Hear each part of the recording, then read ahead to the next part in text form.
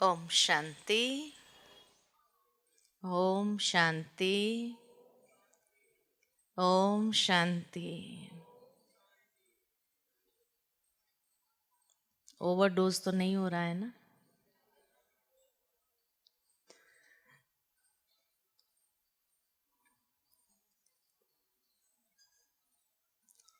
यही तपस्या है, क्योंकि एक होती है याद और दूसरी है तपस्या। दोनों में अंतर है। एक है बाबा को याद करना, योग, और दूसरी है तपस्या। दोनों में कोई अंतर है? क्या अंतर है? हाँ? आत्मा और परमात्मा का मिलन, और तपस्या माना आत्मा की शुद्धिकरण। और योग और तपस्या में क्या अंतर है?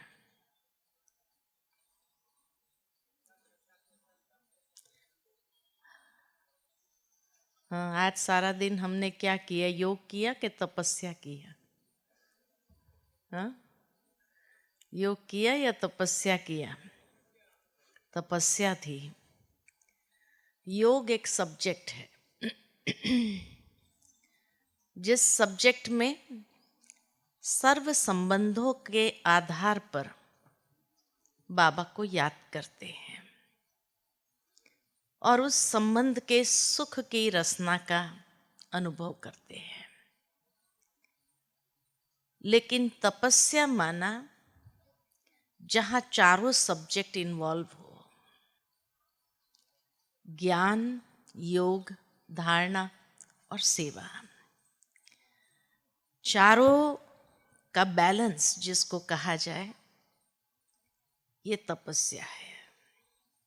जब हमारी जीवन शैली ये चारों के आधार पर बन जाए, ज्ञान, योग, धारणा और सेवा के आधार पर, ज्ञान युक्त हो, योग युक्त हो, धारणा युक्त हो और सेवाधारी हो, ये है तपस्या। संगम युग में हमारा जीवन एक तपस्वी जीवन है। तो इसीलिए ये अंतर पड़ जाता है कि योग एक सब्जेक्ट है, जबकि तपस्या चारों सब्जेक्ट मिलाकर के एक जीवन शैली है। जब हम तपस्या कहते हैं तो बाबा ने हमेशा ये बात बताई है हमें कि तपस्या का आधार है त्याग। बिना त्याग के तपस्या नहीं हो सकती है।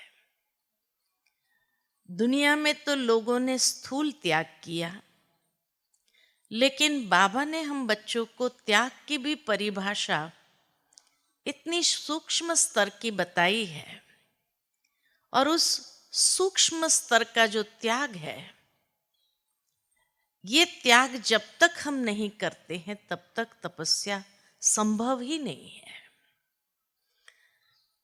और जो बाबा ने सूक्ष्मता बताई कि मैंपन का त्याग करना, मैंपन, मेरेपन का त्याग, ये सबसे सूक्ष्म से सूक्ष्म लेवल का त्याग है।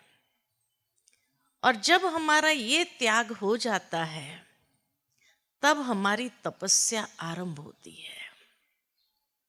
इसलिए कहा कि दुनिया में भले कोई अपने आप को तपस्वी कहलाते हैं, लेकिन उनके जीवन के अंदर सूक्ष्म स्तर का त्याग नहीं होता है।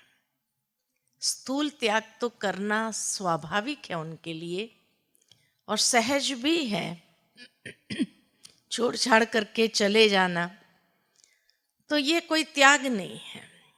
लेकिन एक एक सूक्ष्म स्तर का जो त्याग बाबा ने बताया है, वो त्याग जब हम करते हैं, अर्थात हम संपूर्ण रीति से नष्टो मोहा स्मृतिर्लब्धा बनते हैं। जब एक एक सूक्ष्म त्याग हमारे होने लगते हैं तो उसकी फाइनल स्टेज है नष्टो मोहा स्मृतिर्लब्धा। तो इसीलिए कहा कि ये हमारी तपस्या, एक एक चीज को त्याग करते जाना, ये हमारी तपस्या है। तो तपस्या एक प्रैक्टिकल जीवन है, कोई 2 घंटे की तपस्या नहीं है हमारी। 2 घंटे का योग हो सकता है कि आज हमने 2 घंटा योग किया या 4 घंटा योग किया, लेकिन तपस्या एक जीवन बन जाती है। दूसरी बात जो बाबा हमेशा कहते हैं कि तपस्या माना, अगर एक तपस्वी का चित्र हम अपने सामने ले आए तो तपस्वी के चित्र के अंदर क्या होता है कि दृढ़ता संपन्न अभ्यास। जैसे ध्रुव का चित्र ले आए कि उसने तपस्या की, गहन तपस्या की, भाई एक टांग पर खड़े रह करके तपस्या की। या कोई अगर जंगलों में चला जाता है और तपस्या करते हैं तो वो तपस्या ऐसी होती है कि जिसमें आलस अलबेलापन नहीं आ जाता है, नहीं आ सकता है। तपस्या कोई सहूलियत के आधार पर नहीं होती है कि आज अगर ध्रुव कहे कि मैं तपस्या करता हूं एक टांग पर खड़े रहने की, लेकिन रात को मैं सो जाऊंगा, नहीं, 24 घंटा तपस्या होती है उसकी, है ना। सहूलियत नहीं लेता है उसमें, या अलबेलापन नहीं आने देता है कि चलो एक टांग पर थक गए अब दूसरी टांग को मैं ये करता हूं। ऑप्शन नहीं होता है जहां पर कि अच्छा ये नहीं तो ये, जिसके लिए बाबा भी हम बच्चों को कहते हैं कि बच्चे कोई भी तपस्या माना जहां कोई भी दंडलप के तकिए लगाना नहीं, जहां सहूलियत हमने अपने आप में बनाना शुरू किया वहां हमारी तपस्या भंग होती है। एक दृढ़ता के साथ जो एकाग्रता पूर्ण अभ्यास करते हैं उसको कहा तपस्या। दृढ़ संकल्पधारी हो जाना। हम सभी कई बार कोई दृढ़ संकल्प करते हैं, लेकिन जैसे सवेरे भी मैंने कहा कि कुछ समय के बाद हमारा वो टूट भी जाता है और फिर हम एक अलबेलेपन में आ जाते हैं कि अच्छा चलो कल से करेंगे, परसों से करेंगे या ऐसे करेंगे, ये टूट जाता है तो इस तरह से करेंगे। तो जहां हमने अपने आप को एक सुविधा देना आरंभ किया, अपने आप को टाइट नहीं रखा उसमें, तो हमारी तपस्या वहां से भंग होने लगती है, वो तपस्या नहीं रहती है। तो कई बार कई लोग क्या शिकायत करते हैं कि क्या करें, दृढ़ संकल्प तो हम करना चाहते भी है, करते भी है, लेकिन फिर भी हमारे अंदर पावर नहीं है, या जो भी कहो, वो दृढ़ संकल्प कुछ समय तो टिकता है, कुछ समय के बाद छूट जाता है। या दूसरे साल तक हम अपने आप को जब देखते हैं तो वो दृढ़ संकल्प हमारा रहा ही नहीं होता है और फिर से वही पुराने स्वभाव संस्कार के वशीभूत हो जाते हैं। तो कई लोग सोचने लगते हैं हमारे में दृढ़ता है ही नहीं। ऐसा नहीं है कि दृढ़ता नहीं है, दृढ़ता है। देखो, जब आपने बाबा का ज्ञान समझा, कोर्स किया, रोज क्लास में आना चालू किया और एक एक धारणा करना शुरू किया। कि पहले जैसे जैसे रोज क्लास में आने लगे, चाहे लोगों ने कितना भी, परिवार वालों ने बोला, अपने क्लास बंद किया? नहीं किया ना। तो दृढ़ रहे ना उस पर, तो दृढ़ता है ना। अच्छा, उसके बाद जब खान पान की धारणा लिया, प्याज लहसुन छोड़ा, कितना सामना किया परिवार वालों का, किया या नहीं किया? लेकिन छोड़ा नहीं, छोड़ा तो दृढ़ता है ना। बिना दृढ़ता के ये धारणाएं हो सकती थी? अच्छा, उसके बाद जैसे ही पवित्रता की धारणा लिया, कोई ने कितना भी गाली दिया, मारपीट किया, सब कुछ किया, बंधन डाले, छोड़ा नहीं? छोड़ा ना।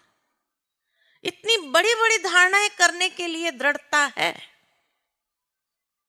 अब तो छोटी छोटी है, वो नहीं हो सकती है क्या? जब इतनी बड़ी बड़ी धारणा करने के लिए आप इतने दृढ़ संकल्प जारी रहे, कहीं भी टूटे नहीं। कितना भी लोगों ने आपको तोड़ने के लिए कहा, तोड़ा? हाँ? आज अगर कोई आपको खिला भी दे, चलो प्याज लहसुन वाला ही आपको खाना है, खाएंगे? भूखे रहेंगे लेकिन खाएंगे नहीं। तो है ना दृढ़ संकल्प? दृढ़ता है या नहीं है? तो अब छोटी छोटी धारणाएं करने में क्या आप समझते धारणा दृढ़ता नहीं है? है या नहीं है? है ना। तो फिर क्या आता है? फिर क्या आता है? हाँ, अलबेलापन। यहां अलबेलापन आता है। चलता है, होता है, इतना तो कर लिया ना, इतना तो कर लिया ना। तो ये अलबेलापन जो आया, ये हमें दृढ़ रहने नहीं देता है, और इसीलिए हम ढीले हो जाते हैं। तब हमारा पुरुषार्थ जो एक तपस्या वाला होना चाहिए, वो नहीं रहता है। अच्छा, कौन सा पुरुषार्थ करना है दृढ़ता के आधार पर? अभी तो 5 बातों के लिए जीत बताया है बाबा ने। 5 बातों पर जीत। पहली, कर्मेंद्रिय जीत, चाहे स्थूल इंद्रिया, चाहे सूक्ष्म इंद्रिया, मन बुद्धि संस्कार, है ना। तो कर्मेंद्रिय जीत। दूसरा, निद्रा जीत, है ना। तीसरा, प्रकृति जीत। प्रकृति जीत में भी बाहर की प्रकृति और अंदर की प्रकृति, स्वभाव, नेचर हमारा, तो बाहर की नेचर और अंदर की नेचर पर संपूर्ण जीत पाना। चौथा, माया जीत। बड़े बड़े माया के विकारों को तो हमने खत्म कर दिया, जीत प्राप्त कर ली। अब छोटे छोटे जो उसके बाल बच्चे रह गए, उस पर जीत पाने में मेहनत लग रही है। उस पर समझते हैं कि हम दृढ़ नहीं रह पाते हैं। जब बड़े जीत लिए तो छोटे क्या चीज है ना। और पांचवा, संस्कार जीत, है ना। तो पांचों बातों पर जीत पाना, और ये पांचों बातों पर जीत पाना, ये हमारी तपस्या है। ब्राह्मण जीवन माना ये पांचों बातों पर पुरुषार्थ करके जीत प्राप्त कर लेना, ये है हमारी तपस्या। इसलिए कहा कि तपस्या एक जीवन है। तपस्या 2 घंटे की नहीं होती है। ये ब्राह्मण जीवन हमारा तपस्या जीवन है, जहां हम निरंतर पुरुषार्थ कर रहे हैं कि सतयुग के आदि में आना है। तो ये पांचों बातों के ऊपर हमारी जीत अवश्य होनी चाहिए, क्योंकि ये आदि स्वरूप है हमारा, पांचों बातों पर जीत पाना। कभी किस पर जीत पा लेते हैं, बड़ी खुशी होती है। कभी कोई छूट जाता है, बाकी सब तो ठीक है लेकिन नींद आ गई, निद्रा जीत, अब एक रह गया है। या कभी संस्कार जीत, एक रह गया है। या कभी कोई कर्मेंद्रिय जीत, उसी में अटके हुए हैं। तो ये जीत पाना, यही हमारा पुरुषार्थ, यही हमारी तपस्या है। तो दृढ़ता के साथ, एकाग्रता पूर्ण इस पर जीत पाना। लेकिन उसके लिए आवश्यक है कि हमारी बुद्धि और मन बहुत मजबूत होना चाहिए। मन के जो संकल्प है उसमें बहुत मजबूती चाहिए। मन कहाँ कहाँ भटकता है ना? मन कहाँ कहाँ भटकता है। जब कर्मेंद्रिय जीत कहा, स्थूल और सूक्ष्म, तो सूक्ष्म में मन जो आता है, मन बुद्धि को मजबूत करने के लिए मन कहाँ जाता है, कभी देखा? मन हमेशा भटकता है तो 3 चीजों में जाता है। और वो 3 चीज है, एक तो इच्छाओं में जाता है, ये चाहिए, वो चाहिए, ऐसा चाहिए, वैसा चाहिए, इच्छाओं में जाता है। इसलिए बाबा ने हम बच्चों को स्लोगन दिया कि पाना था सो पा लिया, काम क्या बाकी रहा। अब कुछ पाने जैसा है ही नहीं इस दुनिया के अंदर। बाबा ने हम बच्चों को इतना, जैसे कि इच्छा मात्रम अविद्या बनने के लिए, या मन की अनेक इच्छाओं को समाप्त करने के लिए, अरे बच्चे तुम्हें क्या मिला है और कितना मिला है, उसको तो देखो। आप देखेंगे, प्रैक्टिकल अनुभव करेंगे। अगर अपने जीवन को पीछे मुड़ करके देखे तो जब से बाबा के बच्चे बने हैं, हमारी स्टैंडर्ड ऑफ लाइफ कहो या हमारी क्वालिटी ऑफ लाइफ कहो, सुधरी है या बिगड़ी है? हाँ, बहुत अच्छी बन गई है, बहुत अच्छी बन गई है। स्टैंडर्ड ऑफ लाइफ भी हमारा ऊपर आया है और क्वालिटी ऑफ लाइफ भी हमारी बहुत अच्छी बनी। कि आज दुनिया में जब देखते हैं लोगों को तो लगता है क्या जीवन है इनका, है ना? इतना कुछ बाबा से हमने पाया है, तो पाना था सो पा लिया, अब काम क्या बाकी रहा। तो बाबा कहे, इच्छाओं में जो मन भटक रहा है, किसी की कोई चीज देखी, ये चाहिए, वो चाहिए, ऐसा चाहिए, वैसा चाहिए, अब उससे ऊपर उठो। दूसरा, मन अगर भटकता है तो संबंधों में भटकता है ना? संबंध भी 2 रूप से याद आते हैं। एक तो जिसके साथ बहुत प्यार है वो बार बार याद आते हैं, या तो जिससे हमारी अनबन हो गई है, नफरत हो गई है किससे, वो भी याद आते हैं, बार बार दिमाग के अंदर खटखटाते रहते हैं हमारे मन के द्वार को। तो इसके लिए बाबा ने हम बच्चों को कहा, सारे संबंध एक बाबा के साथ जोड़ दो। तो मन और कोई संबंधों की रचना के पीछे भाग नहीं सकता है। और तीसरा, अगर भटकता है मन, किसमें भटकता है? हाँ, देह में। देहधारी आ गए संबंधों में। तीसरा भटकता है तो व्यर्थ में, व्यर्थ में बहुत जाता है।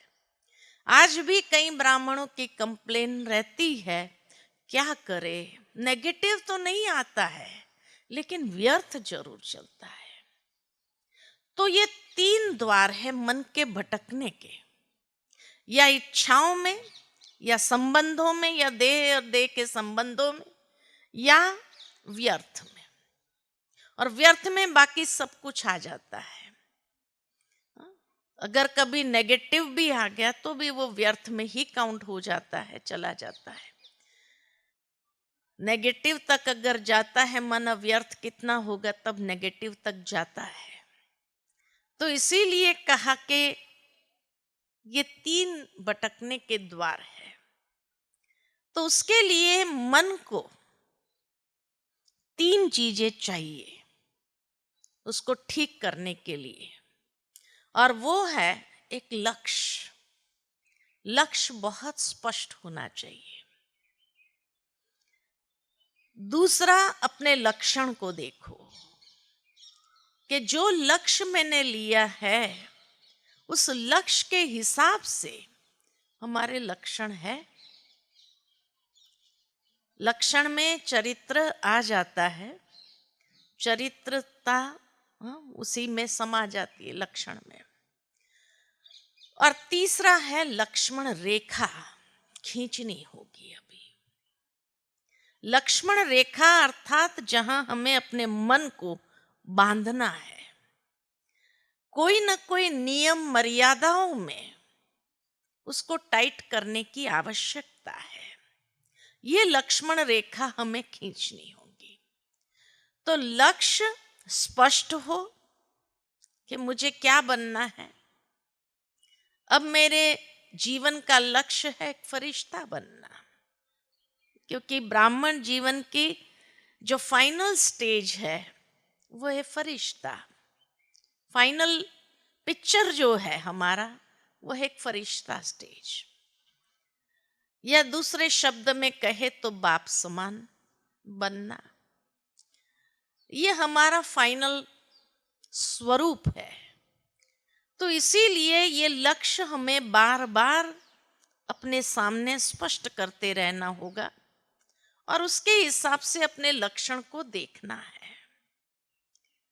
और फिर जहां लगे कि थोड़ा यहां लूज है तो वहां लक्ष्मण रेखा खींच करके उसको अंदर कर दो, उसको टाइट कर लो।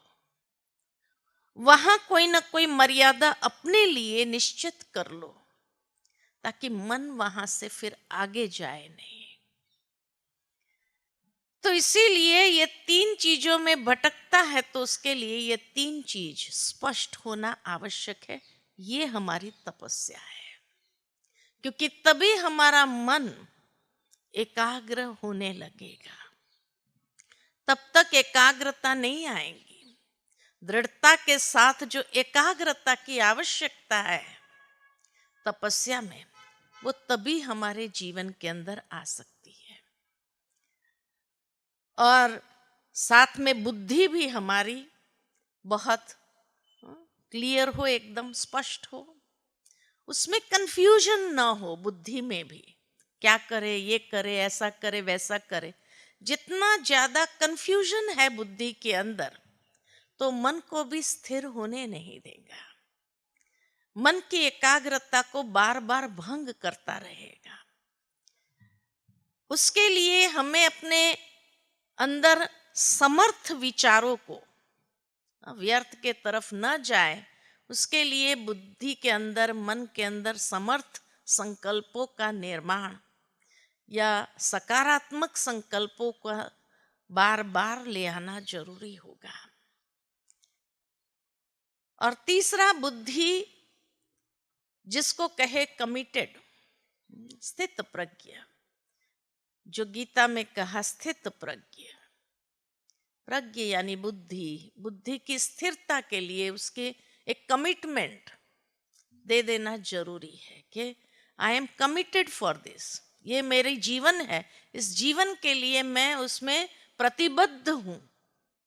और जब प्रतिबद्धता अपने बुद्धि के लिए बना देते हैं, प्रतिबद्ध हूं मैं, तो दृढ़ संकल्पधारी होना स्वाभाविक है। और दृढ़ता के साथ साथ एकाग्रता पूर्ण अभ्यास, तो ये हमारी तपस्या है। ये तपस्या बहुत आवश्यक है। तीसरा, तपस्या माना चौथा चौथा तपस्या माना संपूर्ण पवित्रता। अपने आप में देखना है कि संपूर्ण पवित्रता हमारे अंदर कहाँ तक आई। जो बाबा ने हम बच्चों को पवित्रता के लिए सूक्ष्म से सूक्ष्म स्तर बताया है, उस सूक्ष्म स्तर तक हम कहाँ तक पहुंचे हैं। बार बार अपने आप को चेकिंग करना पड़ेगा। और ब्राह्मण जीवन अगर देखा जाए तो फिर भी हम कहेंगे कि एक पवित्रता को नेचुरल धारण करना हमारे लिए स्वाभाविक है। क्यों? क्योंकि यही जन्म है जहां बाबा की मदद है। जैसे पिछली अव्यक्त मुरली जब हमने सुनी तो उसमें बाबा ने एक बात बहुत सुंदर कही कि बिना बाबा की मदद के आज की कलयुगी दुनिया में कोई पवित्र रह करके तो दिखाए, कोई नहीं रह सकता है। कई लोग साधु सन्यासी भी पवित्र रह लेंगे, लेकिन वो चाहे दवाइयों का सहारा लेते होंगे, चाहे जड़ी बूटियों का सहारा लेते होंगे, या चाहे बहुत कम ऐसे होंगे जिनके सूक्ष्म स्तर की पवित्रता है। लेकिन यहाँ अगर घर गृहस्थ में रह करके भी अगर पवित्रता को धारण किया है तो बिना बाबा की मदद के नहीं हो सकता है। इसलिए कोई अगर कहे कि हमें बाबा की मदद का अनुभव नहीं होता है, अभी इससे बड़ा मदद का अनुभव और क्या चाहिए? इससे बड़ा मदद का अनुभव और क्या चाहिए? कि क्या आप जो पवित्र जीवन जी रहे हैं क्या अपनी शक्ति से जी रहे हैं? नहीं, बाबा की मदद है। जितनी आपने हिम्मत की उतनी बाबा की मदद का आप अनुभव करते हैं। अगर कहीं कहीं पवित्रता अगर सूक्ष्म में भंग हो रही है तो इसका मतलब आपकी हिम्मत में उतनी कमी है। इसलिए मदद उतनी ही खींच पा रहे हैं जितनी आप हिम्मत करते हो।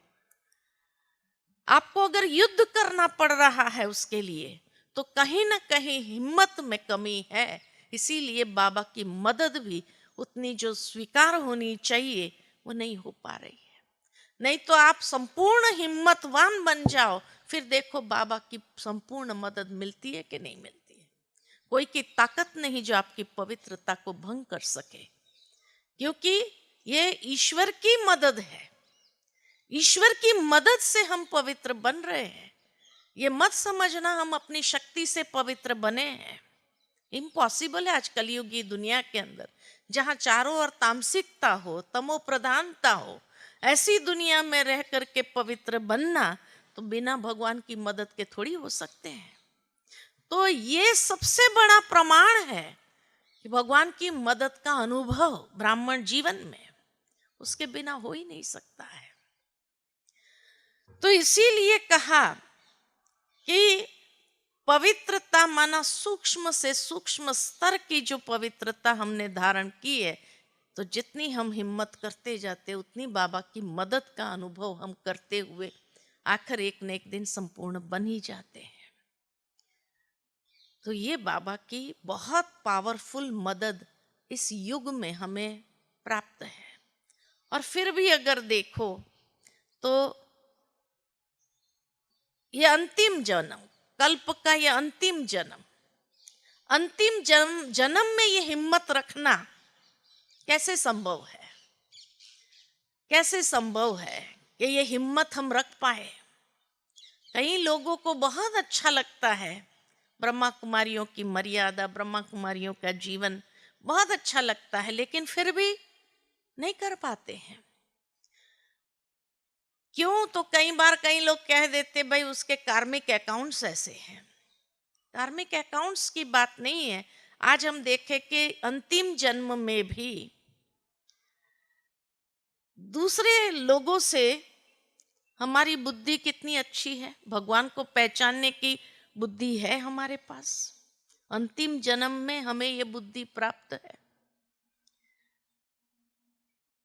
अंतिम जन्म में देखो ज्ञान में आने से पूर्व भी चरित्र अच्छा था, तभी तो बाबा का आकर्षण हुआ हमें।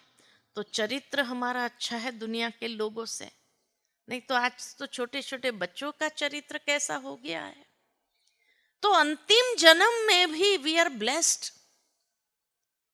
तो हमारे कर्म बहुत अच्छे हैं, इसीलिए वी आर ब्लेस्ड कि अंतिम जन्म में भी हमारी बुद्धि अच्छी है, हमारे चरित्र अच्छा है, हमारे कर्म अच्छे हैं, तभी हम बाबा के पास आए हैं, नहीं तो नहीं आ सकते हैं। इसीलिए जितना हम आगे से आगे हिम्मत करते जाते हैं पवित्रता को धारण करने की, तो विजयी स्वाभाविक है। ये हमारी तपस्या है कि संपूर्ण पवित्रता को इस जीवन के अंदर साकार करना, ये हमारी तपस्या है। और ये तपस्या संभव तब है जब अंदर से बेहद की वैराग्य वृत्ति हो। तो तपस्या माना क्या? तपस्या माना बेहद की वैराग्य वृत्ति।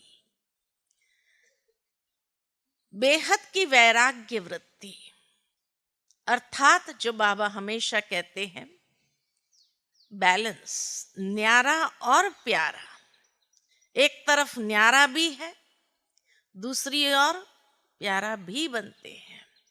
समाज में ही रहना है, घर गृहस्थ में ही रहना है, लेकिन फिर भी न्यारा।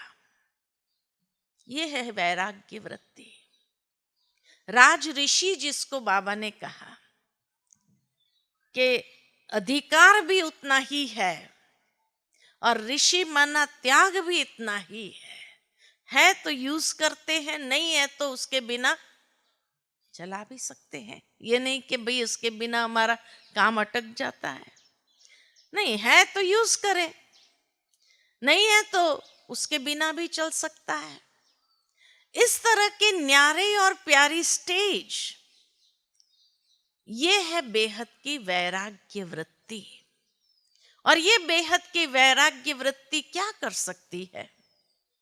तो एक बार जैसे आज दादी गुलजार की बातें सुन रहे थे, तो दादी गुलजार के पास हम बैठे थे, कभी शाम के समय में बैठते थे, चिट चैट करते थे। तो एक बार दादी से मैंने पूछा कि दादी, एक तरफ तो बाबा कहते हैं कि बच्चे समय आपके कारण रुका हुआ है, क्योंकि आप संपूर्ण नहीं बने इसीलिए विनाश नहीं हो रहा है, समय रुका हुआ है ना। और दूसरी ओर जब हम ब्राह्मणों को देखते हैं, तो जब आप दादियां थी तो उस समय तो बाबा के साथ ही आप लोगों का सारा जीवन सब कुछ था, तो एक सतो प्रधान अवस्था थी पुरुषार्थ की भी। धीरे धीरे अभी हम देखते हैं कि ब्राह्मणों के तपस्या को हो या पुरुषार्थ को हो, उतना नहीं है जो आप लोगों का नेचुरल था। वो सात्विकता जो होनी चाहिए पुरुषार्थ में, वो नहीं दिखाई देती है। और समय हमारे लिए रुका हुआ है और हम संपूर्णता के तरफ जाने के बजाय कहीं हम पीछे तो नहीं जा रहे हैं। और अगर हम पीछे जा रहे हैं तो क्या इसका मतलब फिर विनाश होगा ही नहीं? क्योंकि हम बने ही नहीं तो विनाश कैसे होगा? समय हमारे लिए रुका हुआ है। तो दादी ने बहुत अच्छा जवाब दिया। दादी ने कहा कि देखो उषा, बाबा आकर के 3 धर्म की स्थापना करता है, ब्राह्मण धर्म, देवता धर्म या सूर्यवंशी घराना और चंद्रवंशी। तो ये 3 धर्म की स्थापना बाबा करते हैं। तो ब्राह्मण भी धर्म है, ब्राह्मण धर्म है। और कोई भी धर्म साइकिल में देख लो, चक्र में, तो कोई भी धर्म को 4 स्टेजेस से गुजरना ही पड़ता है ना। हर धर्म को, चाहे हिंदू धर्म को भी देख लो, भले वो देवता धर्म वाले थे, लेकिन फिर जब हिंदू कहलाए, फिर धीरे धीरे गिरती कला उसमें आ गई, आज वो भी तमो प्रधान हो गए। तो सतो प्रधानता, सतो, रजो और तमो से तमो प्रधानता, ये हर धर्म की 4 स्टेजेस जरूर होती है। इसी तरह ब्राह्मण भी धर्म है। हाँ, क्रिश्चियन धर्म की देख लो, बौद्ध धर्म की देख लो, हर धर्म में ये गिरावट आती ही है। तो ब्राह्मण भी धर्म है, तो ब्राह्मणों को भी ये 4 स्टेजेस से गुजरना ही पड़ता है। जब दादियां थी, बाबा थे, बाबा मम्मा दादियां, तो उस समय सतो प्रधानता थी उस धर्म की। फिर धीरे धीरे सतो हुई, फिर रजो हुई, फिर तमो आई। अभी तो दादी ने कहा अभी तो और भी आप देखेंगे तमो प्रधानता ब्राह्मण धर्म में भी आएगी। लेकिन जब ये तमो प्रधानता आएगी तब 2 प्रकार के बच्चे हो जाएंगे। एक है जिसको देख करके बेहद का वैराग आएगा, और दूसरे हैं जो सोचेंगे इससे तो दुनिया ही अच्छी, इससे तो दुनिया ही अच्छी, दुनिया में, तो वो दुनिया में चले जाएंगे। जिसने मन से भी ये सोचा कि इससे तो दुनिया ही अच्छी, वो दुनिया में जाना ही है, क्योंकि भगवान को उसने पहचाना ही नहीं है। अगर ये कहा कि इससे तो दुनिया अच्छी, दुनिया के लोग अच्छे, तो इसका मतलब उसने यथार्थता को जाना ही नहीं है। और सहज माया उनके बुद्धि को पकड़ करके खींच लेंगी। और अच्छे अच्छे, जो बाबा रोज मुरली में कहते हैं, अच्छे अच्छे भी जाएंगे, गिरेंगे। वो अच्छे अच्छे क्यों जाएंगे? कोई ना कोई कारण बनेगा और वो जाएंगे जरूर। और जो दूसरे प्रकार के हैं, जिनको देख करके एक बेहद का वैराग उत्पन्न होगा, और ऐसा वैराग उनको आएगा अंदर में कि बस अभी बाबा, बाबा के सिवाय कुछ नहीं, कुछ देखना नहीं है, यहां वहां मुझे देखना ही नहीं है। क्योंकि ये स्वाभाविकता है, ड्रामा का एक हिस्सा है। जब ड्रामा का हिस्सा है तो हम क्यों सोचे? लेकिन उसको देख देख करके एक वैराग आएगा, और वो वैराग के आधार पर जो पुरुषार्थ करेगा वो रियल पुरुषार्थ होगा। क्योंकि एक वैराग से पुरुषार्थ जो आरंभ करेगा, तो उनके अंदर जो ऐसी लगन लगेगी, एक बाबा दूसरा न कोई, एक नामी, बस बाबा, बाबा के सिवाय कुछ नहीं, एक रस, इकोनॉमी। और सब बात में जो बाबा ने एक का पाठ पढ़ाया है, वो एक का पाठ उसके अंदर पक्का होने लगेगा। एकांत प्रिय, एकाग्रता, और उस बेहद की वैराग्य के साथ जो पुरुषार्थ करेगा, उनका पुरुषार्थ समय को ले आएगा।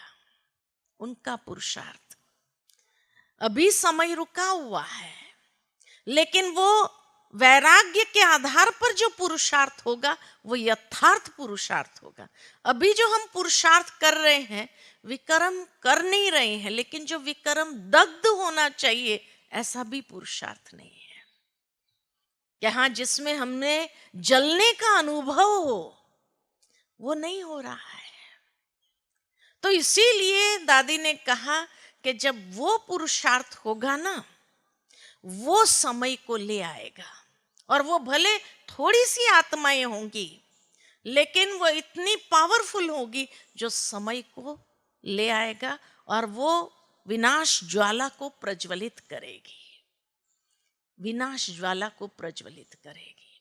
और फिर उनके इस बेहद के वैराग्य से जो विनाश आरंभ होगा, जो बनने थे वो बन गए, और फिर या तो समय किसको बनाएगा, बाकी जो रह गए, लेकिन जिसने अभी तक बेहद के वैराग्य को अपनाया नहीं, तपस्या नहीं, तो उनको फिर समय करवाएगा, लेकिन समय को मार्क्स मिल जाएगा। तो इस तरह से 3 प्रकार के बच्चे हो गए। एक जो दुनिया में जाएंगे, अच्छे अच्छे भी गिरेंगे, झाड़ हिलेगा और गिरेंगे। दूसरे जो वैराग्य वृत्ति से तपस्या आरंभ करेंगे, और तीसरे जो बीच में है, जिसको समझ में नहीं आ रहा है क्या करे, तो समय उनसे करवाएगा। लेकिन क्योंकि समय करवाएगा इसलिए मार्क्स समय को चला जाएगा, उनको नहीं मिलेगा। लेकिन चलो फिर भी समय ने करवाया तो बच तो गए ना, दुनिया में तो नहीं चले गए। तो इसीलिए अंदर से समय के प्रति थैंक्स तो निकलेगा कि चलो समय ने मुझे बचा लिया। समय करवा रहा है कोई बात नहीं, लेकिन बन तो गए हम।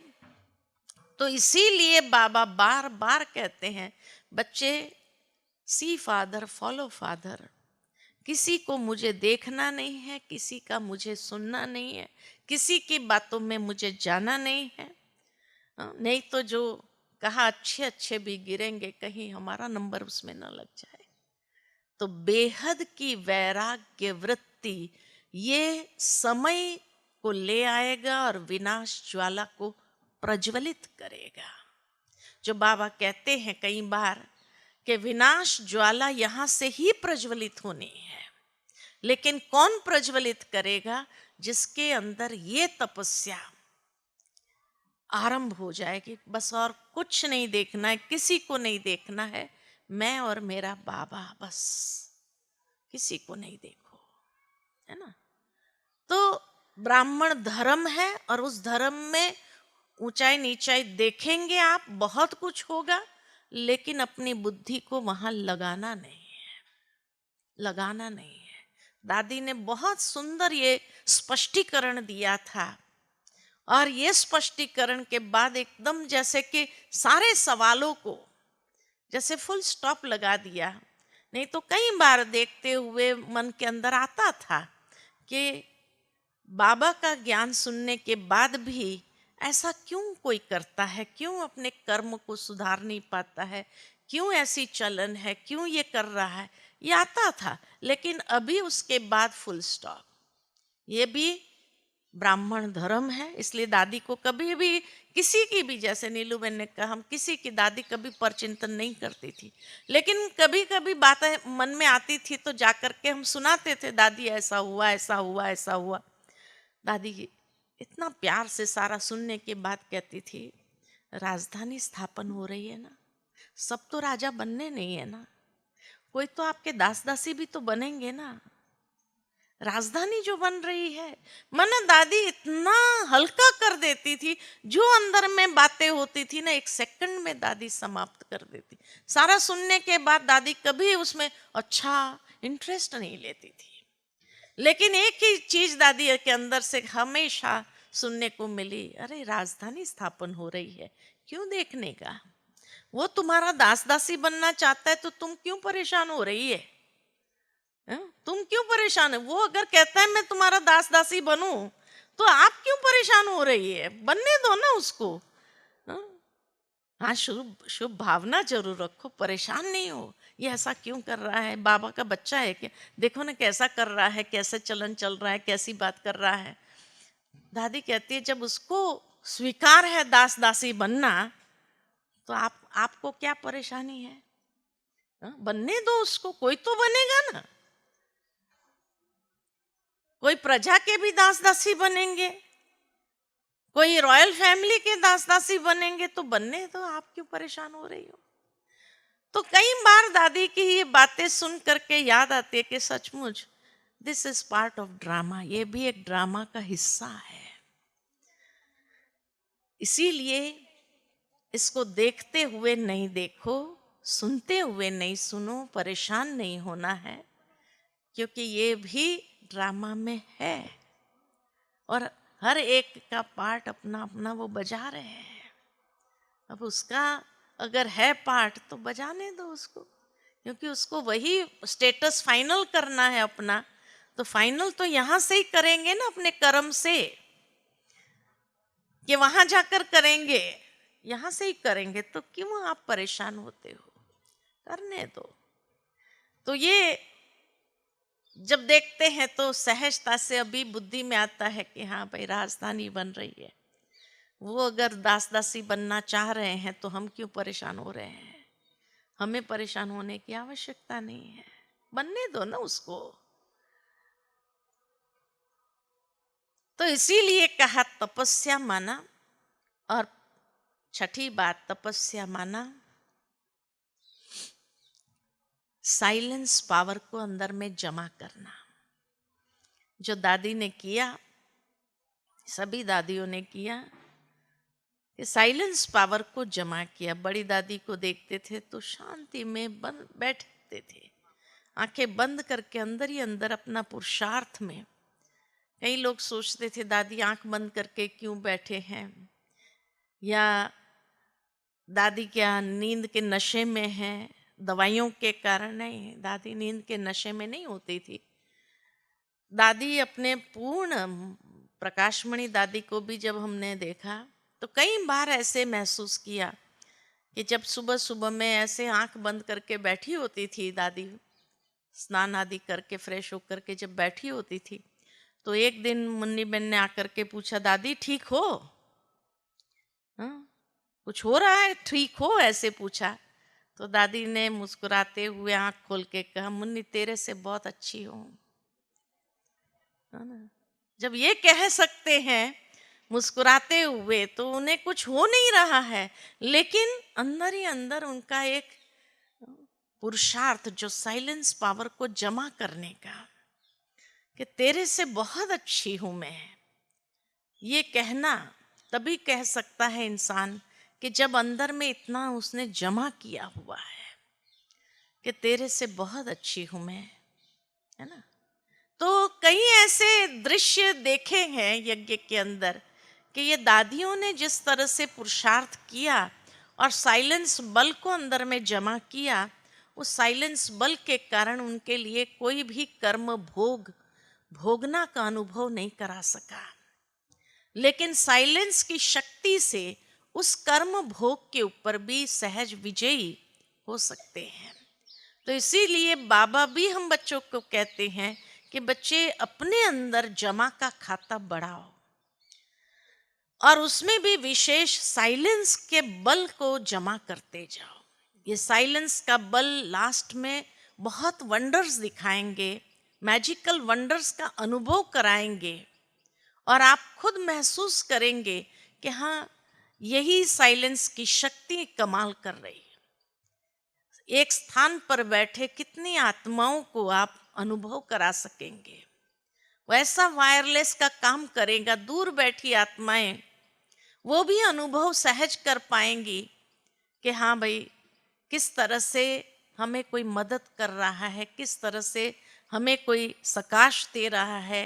कईयों को साक्षात्कार कराने के निमित्त बनेगा आपका ये साइलेंस का स्वरूप। तो इसीलिए तपस्या हमारी ये है कि जहां हमारा स्वरूप साइलेंस बल जमा करते करते ऐसा स्वरूप हो जाए जो दूर दूर तक वो वाइब्रेशंस को फैलाते हुए उसका अनुभव सहज कराए हर एक को, ये तपस्या है। तो तपस्या माना खाली योग में बैठ जाना, 8 घंटा मैंने आज योग कर लिया, ये तपस्या नहीं है। तपस्या एक जीवन है और जिस जीवन के अंदर ये सारी बातें समाई हुई है, जहाँ ये हमारा पुरुषार्थ इतना दृढ़ होता जाए, ये है तपस्या हमारे इस ब्राह्मण जीवन की। और चाहे कैसे भी पेपर आए, कितनी भी बातें आए, समस्याएं आए, हर एक चीज आए, लेकिन वो हमें हिला ना सके, ऐसी अचल अडोल हमारी स्थिति अंदर से हो जाए, पावरफुल स्टेज हो जाए, ये हमारी तपस्या है। तो बिना तपस्या के ये आत्मशुद्धिकरण हो नहीं सकता है। इसलिए कहा कि तपस्या माना दृढ़ता संपन्न अभ्यास, एकाग्रतापूर्ण अभ्यास। और जहां हम पांचों बातों के ऊपर जीत प्राप्त कर रहे हैं, तो यही तो आत्मशुद्धि है। बिना जीत पाए आत्मशुद्धि हो सकती है क्या? त्याग का सूक्ष्म से सूक्ष्म स्तर, यही तो हमें आत्मशुद्धि करता है, हमारी आत्मशुद्धि सहज कर लेता है। संपूर्ण पवित्रता, बेहद की वैराग्य वृत्ति, ये हमारी तपस्या है। और साइलेंस बल को अपने अंदर जमा करना और उसके लिए सहजता से अशरीरीपन का अभ्यास। तो अभी हम सभी बैठेंगे थोड़ी देर के लिए। मुझे कहा कि भाई 10-15 मिनट भी वो एकदम गहन तपस्या वाला अनुभव योग का जरूर कराना है। तो लास्ट के 10 मिनट हम उसी तपस्या का अनुभव करेंगे, जहां हम अपने स्वरूप को, एक लक्ष्य इतना स्पष्ट हो हमारे मन के अंदर कि हमारा वो स्वरूप कैसा होना चाहिए, जहां कोई भी प्रकार की सहूलियतें नहीं लेकिन सहजता हो, और उस तपस्या में मन एकाग्र हो जाए। एकदम डीप साइलेंस में अशरीरी होकर के, ये नमः शाम का समय है, अमृत वेला और नमः शाम का ये समय वरदानी होता है, जहां बाबा की मदद का सहज अनुभव कर सकते हैं। तो कुछ क्षण के लिए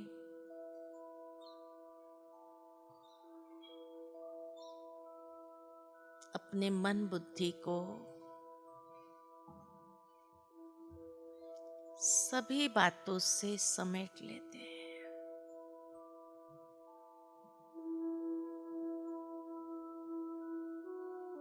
अंतर चक्षु से स्वयं को देखें,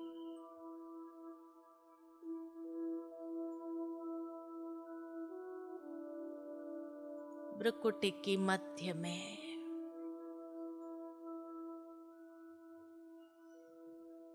मैं आत्मा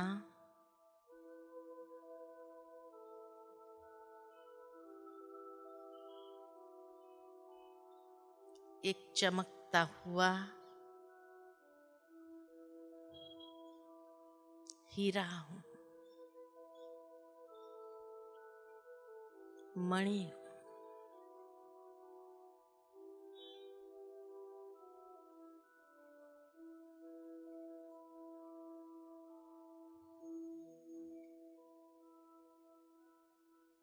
धीरे धीरे शरीर के बंधन से भी परे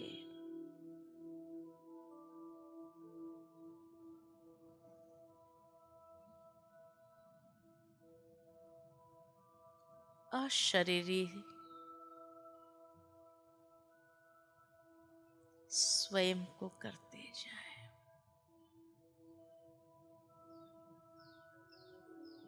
एकदम हल्कापन, न्यारा और प्यारा।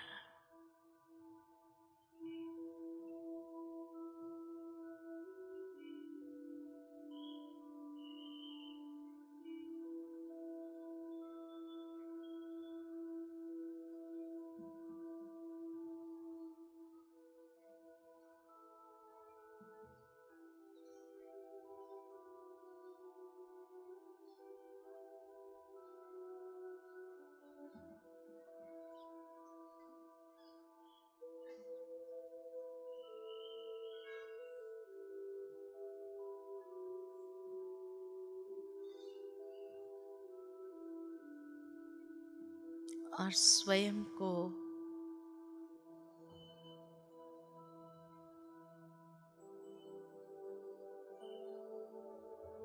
परम धाम में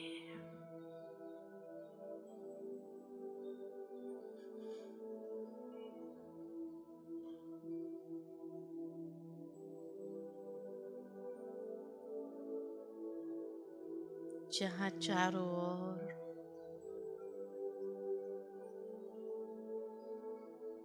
दिव्य प्रकाश फैला हुआ है।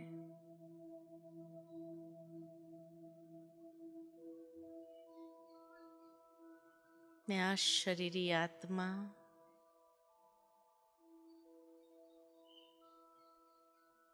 बाबा के सानिध्य में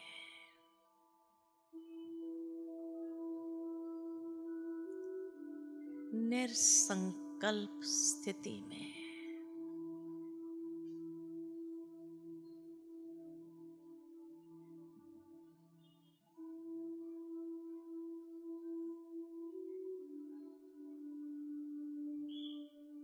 स्वीट साइलेंस स्टेज में।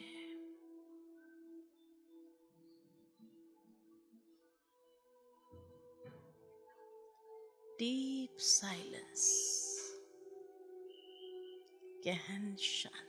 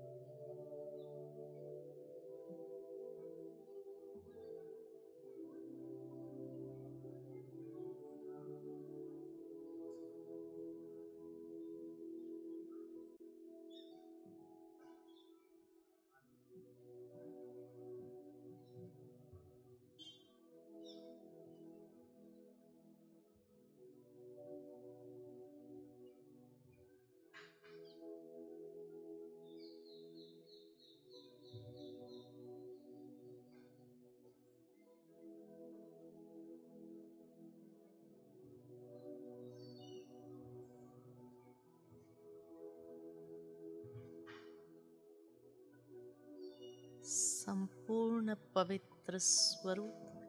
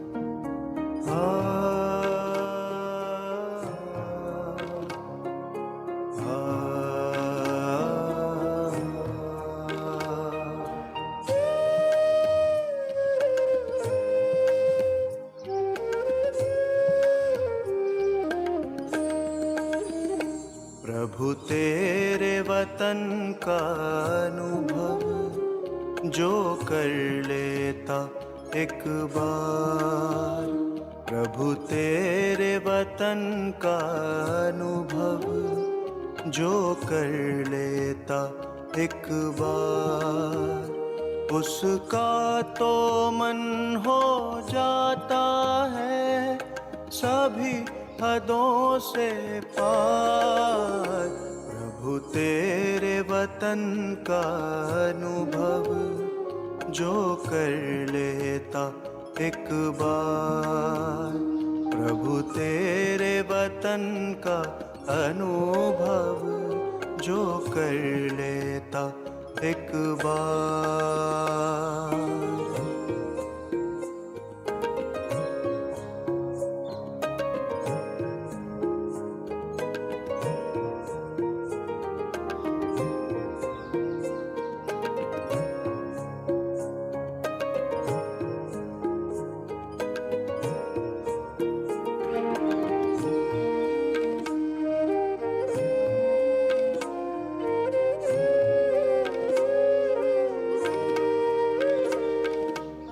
बिखर रहा प्रकाश यहाँ दिव्य लाल सुनहरा,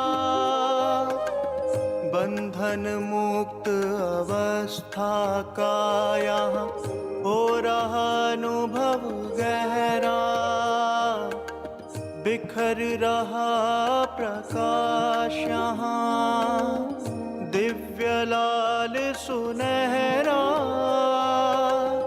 बंधन मुक्त अवस्था का यहाँ हो रहा अनुभव गहरा। समा के तेरी किरणों में मिल रहा आनंद अपार। प्रभु तेरे वतन का अनुभव जो कर लेता एक बार। प्रभु तेरे वतन का अनुभव जो कर लेता एक बार।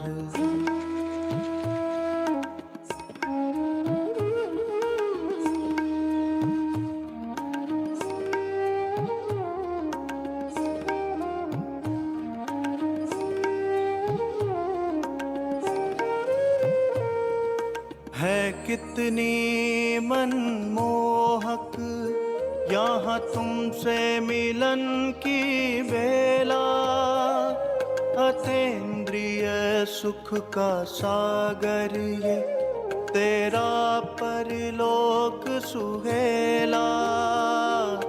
है कितनी मनमोहक यहाँ तुमसे मिलन की बेला, अतीन्द्रिय सुख का सागर ये तेरा परलोक सुहेला।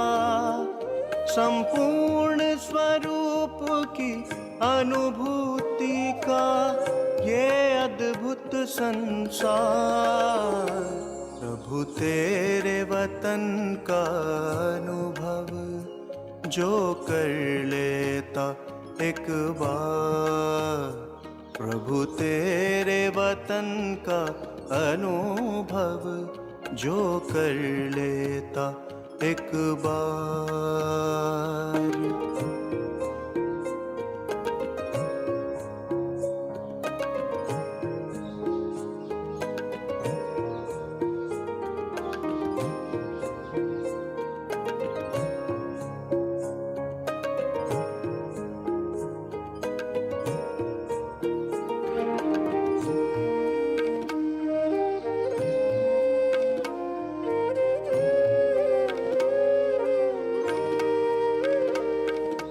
कितना भव्य और उज्ज्वल ये तेरा परम आकाश, इसी लोक में करती रूहें सर्वोत्तम एहसास। कितना भव्य और उज्ज्वल ये तेरा परम आकाश, इसी लोक में करती रूहें सर्वोत्तम एहसास। मन की आँखें करती रहती बस इसका दीदार। प्रभु तेरे वतन का अनुभव जो कर लेता एक बार। प्रभु तेरे वतन का अनुभव जो कर लेता एक बार। प्रभु तेरे वतन का अनुभव जो कर लेता एक बार। प्रभु तेरे वतन का अनुभव जो कर लेता एक बार। प्रभु तेरे वतन का अनुभव जो कर लेता एक बार।